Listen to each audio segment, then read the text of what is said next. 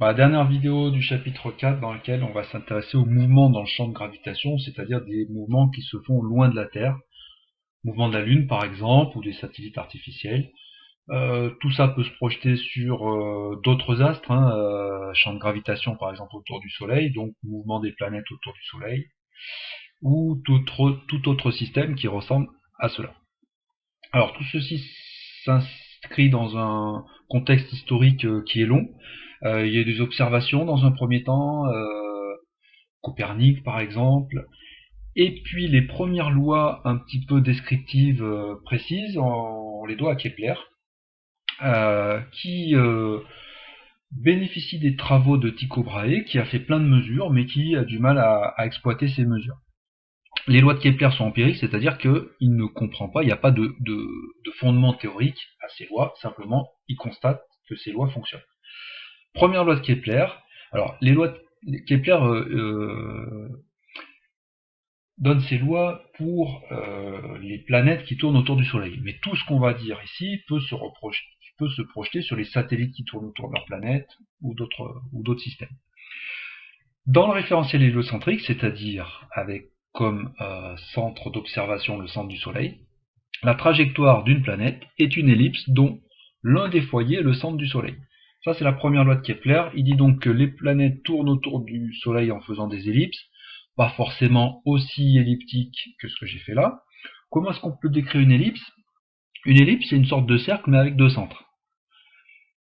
Le fait qu'il y ait deux centres non confondus pour cette ellipse, donc centres qui s'appellent plus des centres du coup, qui s'appellent des foyers, fait que ça donne un caractère aplati à l'ellipse. Pour matérialiser ce caractère aplati, on va donc définir l'équivalent de deux rayons, le petit rayon et le grand rayon, qui s'appellent, dans le cas d'une ellipse, plutôt le petit axe et le grand axe. Le demi-petit axe, c'est donc le plus petit rayon qu'on a dans l'ellipse, et le demi-grand axe, le plus grand rayon qu'on peut avoir. Cette ellipse, donc, elle a deux foyers, l'un des deux foyers est le Soleil. Remarque, si une planète tourne autour du Soleil en faisant un cercle, un cercle c'est un cas particulier d'une ellipse. Il suffit de rassembler les deux foyers au même endroit et l'ellipse devient un cercle, petit b égale petit a, et on obtient la même chose. Donc le caractère circulaire de certaines trajectoires n'est rien d'autre qu'un cas particulier du caractère plus général, c'est-à-dire elliptique, qu'on voit ici. Ça, c'est la première loi de Kepler. Il a donc compris que les astres qui tournent autour d'un autre décrivent des ellipses. Deuxième loi, un peu plus fine à comprendre. Alors, le segment SP, donc entre le Soleil et la planète, je rappelle que le Soleil est sur un des deux foyers, le segment SP, évidemment, selon la position de la planète au moment de sa révolution donc sur l'ellipse, ne vaut pas toujours la même chose. Et bien Kepler a remarqué que par contre, ce segment SP balaie des aires égales au cours de durée égale. Si on fait par exemple une semaine d'observation, le segment SP va se déplacer donc de ce point-là à celui-ci, lorsque la planète est à son apogée, c'est-à-dire au plus loin du Soleil. Et pendant la même semaine, il va falloir que lorsque la planète est à son périgée, c'est-à-dire au plus proche du Soleil, il va falloir qu'elle balaye la même aire, c'est-à-dire l'aire qui est décrite ici par cette sorte de triangle qui n'en est pas vraiment un, puisque ici le côté n'est pas droit, mais l'aire qui va être décrite ici par ce pseudo-triangle devra être la même que l'aire qui est ici. Mais comme le segment est plus petit, eh bien on comprend que pendant la semaine d'observation, la planète va devoir davantage se déplacer sur l'ellipse, donc avoir une vitesse plus grande à ce moment-là. La conséquence de la deuxième loi de Kepler, c'est que donc la planète ne va pas à une vitesse constante, elle va moins vite quand elle est loin du Soleil, et elle va plus vite lorsqu'elle est proche du Soleil, donc au périgée. On a une vitesse de périgée qui est plus grande que l'apogée. L'autre conséquence, c'est que dans le cas où on considère que le mouvement est circulaire, eh bien, si on a un cercle, le segment SP vaut toujours la même chose, et du coup, par voie de conséquence, la vitesse vaudra elle-même toujours la même chose. Troisième loi de Kepler, il remarque que les valeurs que lui a fournies Tycho Brahe donnent pour les périodes de révolution élevées au carré une proportionnalité avec la distance élevée au cube la distance donc prise par rapport à la plus grande distance dans l'ellipse, c'est-à-dire le demi-grand axe. T carré sur A cube est égal à une constante. Ça, c'est ce que remarque Kepler. On va voir un peu plus tard dans la vidéo que plus tard Newton découvre que cette constante peut s'exprimer en fonction de grandeur, puisque cette constante vaut 4pi carré sur G, la constante gravitationnelle, sur M, la masse de l'astre attracteur, donc dans le cas des lois de Kepler, le Soleil. L'objectif de ce qu'on va faire maintenant dans la suite de la vidéo, c'est montrer que ces lois empiriques ont des explications et que les explications, en fait, ce sont les lois de Newton qui les donnent. Alors, aux 3 lois de Newton qu'on a déjà décrites, je rajoute la loi de la gravitation, que vous avez déjà vue notamment en seconde, qui est que 2 astres, par exemple le Soleil et la Terre, s'attirent mutuellement avec une force qui s'exprime par la force gravitationnelle F égale moins G MA fois MB, donc le produit des deux masses des astres, divisé par AB, la distance entre les deux astres, au carré, et multiplié par le vecteur UAB qui donne la direction de la force. Cette force est dite centrale parce que quand la Terre va tourner autour du Soleil, elle pointe toujours vers le centre de l'astre, donc du Soleil, et donc a un caractère central. Si maintenant j'applique la deuxième loi de Newton à la Terre qui tourne autour du Soleil, je vais mélanger ces deux formules. Somme des forces extérieures égale m fois l'accélération, et en même temps, la force extérieure, c'est la force gravitationnelle. Je mélange donc les deux, dans le cas de la Terre, et j'obtiens donc le système d'équations suivantes. La force du Soleil sur la Terre égale moins g masse du Soleil fois masse de la Terre sur la distance Terre-Soleil au carré, multiplié par UST, c'est-à-dire le vecteur unitaire qui va du Soleil vers la Terre, qui est donc de sens contraire à la force, d'où le signe moins devant, et égal à masse de la Terre fois l'accélération du centre de la Terre. L'accélération du centre de la Terre est donc une accélération qui pointe toujours vers le centre du Soleil, et on a déjà vu ce type de mouvement dans le cadre de la première activité en mécanique. Un mouvement dont le vecteur accélération pointe toujours vers le centre d'un cercle est caractéristique d'un mouvement circulaire uniforme. On voit ça en allant un petit peu plus loin dans les équations. L'accélération donc de la Terre n'est pas nulle, elle vaut moins g masse du Soleil sur distance Terre-Soleil au carré UST, j'ai pour ça simplement simplifié par la masse de la Terre qui intervenait des deux côtés. Je vais appeler R la distance pour simplifier les équations entre centre de la Terre et centre du Soleil, et je vais utiliser le vecteur unitaire petit n, le vecteur normal qu'on a vu du repère de Freinet, qui permet d'avoir une expression plus simple, puisque petit n, qui est orienté vers le centre du cercle, est égal à moins UST. Donc ça me permet de supprimer le moins et d'obtenir une accélération qui vaut G fois masse du Soleil divisé par R carré, donc le rayon de la distance Terre-Soleil, petit n.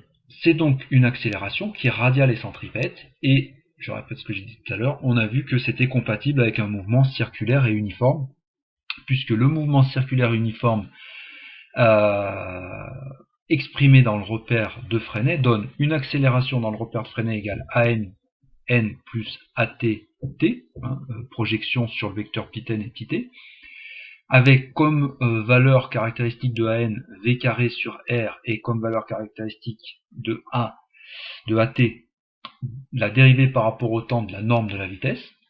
J'obtiens donc par identification, je regarde ce que ça donne, je vais obtenir, déjà, il n'y a pas de coordonnées sur t pour l'accélération, d'après la loi de Newton. Ça veut dire que la dérivée par rapport au temps de la norme de la vitesse est nulle, et que donc le mouvement est uniforme, ça permet de consolider ce qu'on avait dit, ce qu'on avait déjà dit, et puis surtout, avec l'autre coordonnée, ça va me permettre de calculer la vitesse de la Terre, puisque v carré sur R devra être égal à ça. C'est ce que j'ai exprimé donc sur la diapositive suivante. dv sur dt est nul, le mouvement est uniforme. Et puis, v carré sur r égale g ms sur r me donne une vitesse de Terre égale à racine carrée de g fois masse du Soleil sur r. Une application numérique de cette formule me donne une vitesse de Terre égale à 2,98 fois 10 puissance 4 mètres par seconde. Et ça, c'est tout à fait compatible avec ce qu'on sait de la Terre. On sait que la Terre fait sa révolution en 1 an. En faisant sa révolution, elle va parcourir le périmètre du cercle, c'est-à-dire 2π fois r, avec r la distance Terre-Soleil, qui vaut 150 millions de kilomètres. Donc, si j'exprime la vitesse de la Terre égale à la distance parcourue par le temps parcouru en mètres et en secondes, ça me donne 2π fois 150 millions de kilomètres, donc 150 milliards de mètres, divisé par une année exprimée en secondes, donc 365 jours fois 24 heures par jour, fois 3600 secondes par heure, ça me donne bien 2,98 fois 10 puissance 4.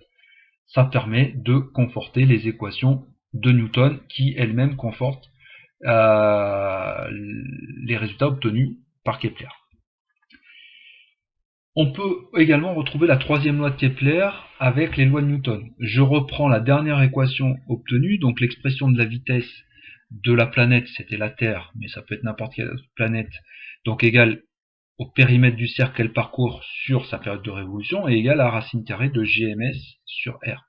Si j'élève tout ça au carré, ça me donne 2πr au carré, c'est-à-dire 4π carré r carré, sur t carré, et de l'autre côté, la racine disparaît, donc gms sur r. Si je regroupe un petit peu tout ça, le t au carré, je le passe de l'autre côté, donc on a un t carré. Le r carré qui était là, je le passe de l'autre côté, et il se multiplie avec r, donc devient un r cube, et j'obtiens que t carré sur r cube égale une constante, et cette constante, c'est 4π carré sur gms. Masse du Soleil. Donc on retrouve, grâce aux lois de Newton, la loi empirique de Kepler. Voilà. Une application qu'on peut faire, donc, notamment de cette troisième loi de Kepler, c'est un petit peu parler des satellites géostationnaires. Les satellites géostationnaires, comme leur nom l'indique, ils doivent être géostationnaires, c'est-à-dire être immobiles dans le référentiel terrestre. Dans le référentiel terrestre, mais dans le référentiel géocentrique, évidemment, ces satellites, ils tournent. Ils tournent où? Eh bien, déjà, puisque l'accélération doit être collinéaire à la force, que l'accélération pointe obligatoirement vers le centre de l'astre attracteur, donc ici la Terre, et que la force, pointe vers le centre de l'astre attracteur, et que l'accélération doit, elle, être radiale et centripète, c'est-à-dire pointer vers le centre du cercle. Comme l'accélération et la force doivent être collinéaires, on remarque qu'un des deux schémas est faux. C'est le second. On ne peut pas avoir un centre de cercle qui est différent du centre de la Terre. Les satellites géostationnaires sont donc tous au-dessus de l'équateur. On ne peut pas en être autrement, sinon c'est possible d'avoir un satellite ici, hein, mais il ne va pas tourner avec le même centre, le même axe que l'axe de la Terre. Il tournerait avec un axe décalé. Ça peut être un satellite tout à fait intéressant, mais il ne sera pas à ce moment-là immobile dans le référentiel terrestre. Il ne sera pas géocentrique. Donc ils sont au-dessus de l'équateur, et en plus ils sont à une altitude qui est précise, puisque étant donné qu'ils doivent faire le tour en 24 heures comme la Terre, ça leur donne une période qui est figée, c'est 24 heures. Et comme t carré sur r cube est égal à une constante, si on fixe la période, et bien en même temps on fixe la distance entre le centre de la Terre et le satellite. Application numérique, donc t carré je le passe de l'autre côté, ça me donne r égale racine cubique de t carré fois g fois masse du Soleil sur 4π carré, qui donne 42 000 km. Ces satellites doivent être à 42 000 km du centre de la Terre. Si je soustrais le rayon de la Terre, ça donne 36 000 km. Et je vous montre une image, alors une image, attention, pas réelle, artistique, des satellites autour de la Terre. Pourquoi artistique? Parce qu'ils ont été grossis par rapport à la réalité, hein. On n'a pas des satellites qui sont aussi gros que ça. Mais ça donne une idée de où sont les satellites autour de la Terre. Déjà, il y en a un très grand groupe qui sont très proches de la Terre, c'est des satellites d'observation. Plus on est proche, plus on va faire des images pointues, précises de ce qu'on veut regarder sur Terre. Satellites militaires par exemple. Et puis vous avez toute une autre série de satellites, c'est ceux qui sont à 36 000 km d'altitude. Ce sont ici tous les satellites géostationnaires. Et on voit bien qu'ils sont eux aussi nombreux parce qu'on arrive à deviner la ligne qu'ils donnent. Et puis tous les autres, c'est des satellites qui ont une autre utilisation. Ils sont ni géostationnaires ni proches, mais ils ont des applications diverses.